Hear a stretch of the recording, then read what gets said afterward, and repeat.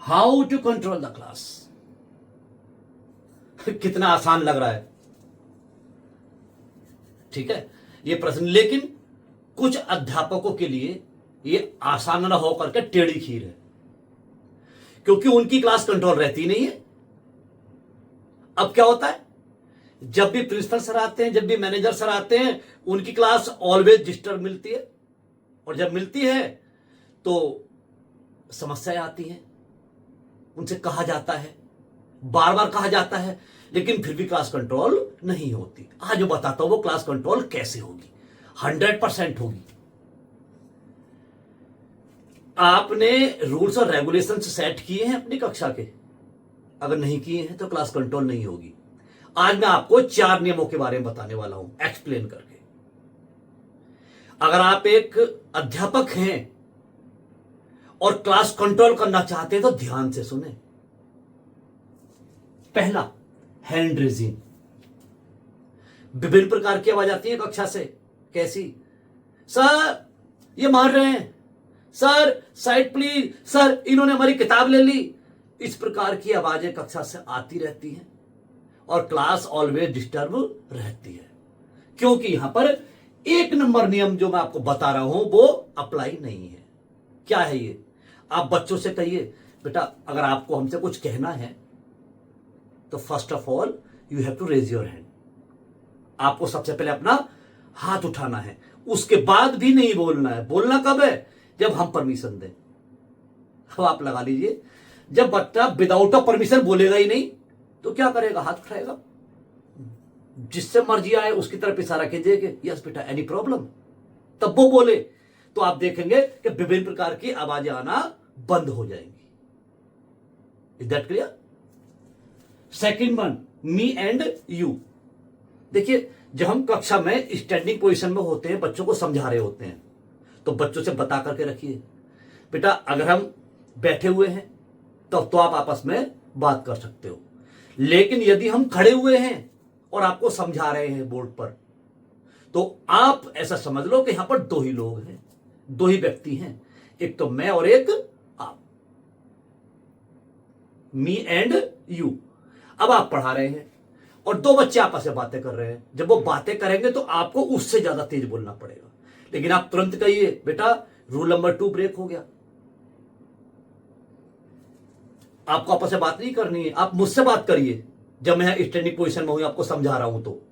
ठीक है, तो क्या होगा, जब बच्चे आपस में 2 बच्चे आपस में बात नहीं करेंगे तो क्या होगा? क्लास कंट्रोल हो जाएगी। Third one, eye contact. आप क्या करते हैं? विभिन्न प्रकार की आवाजें आपके मुंह से निकल करके आती हैं, वो कौन सी हैं? साइलेंट प्लीज,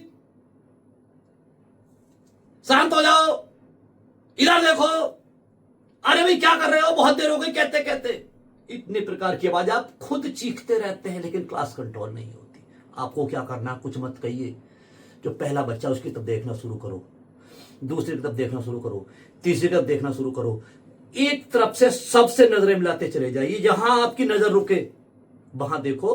कहीं कुछ बच्चे जो है डिस्टरबेंस क्रिएट कर रहे हैं, उन्हें पास बुलाओ और कान पकड़ के खड़ा कर दो सामने। मारना नहीं है। और बच्चों से बताओ कि मैंने इन्हें इसलिए दंडित किया है कि क्लास को डिस्टर्ब कर रहे थे। Is that clear? तो आई कांटेक्ट, देखिए अब तो मैं आपकी तरफ देख रहा हूं, ध्यान से देखिए। अब क्या होगा? इससे क्या होगा?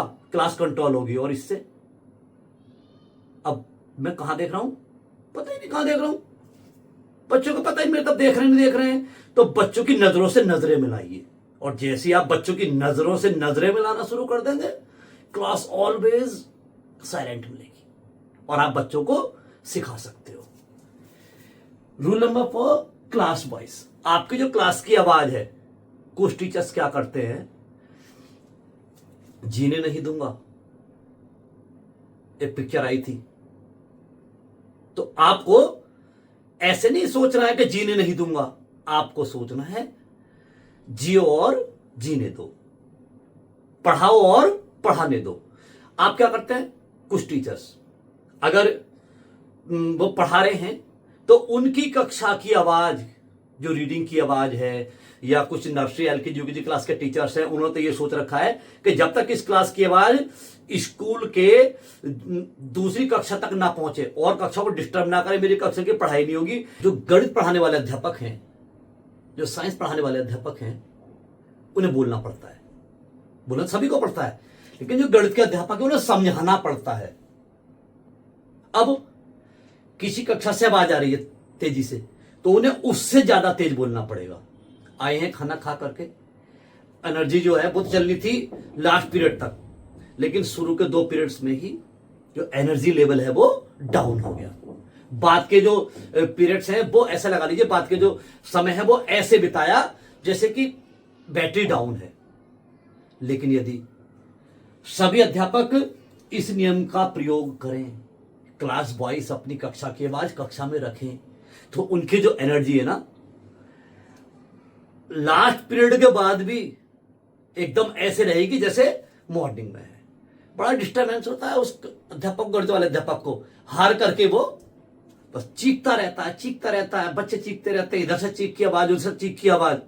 तो प्लीज ये जो आपका क्लास वॉइस है, अपनी जो कक्षा की आवाज है वो आप अपनी कक्षा में ही रखें। जय हिंद।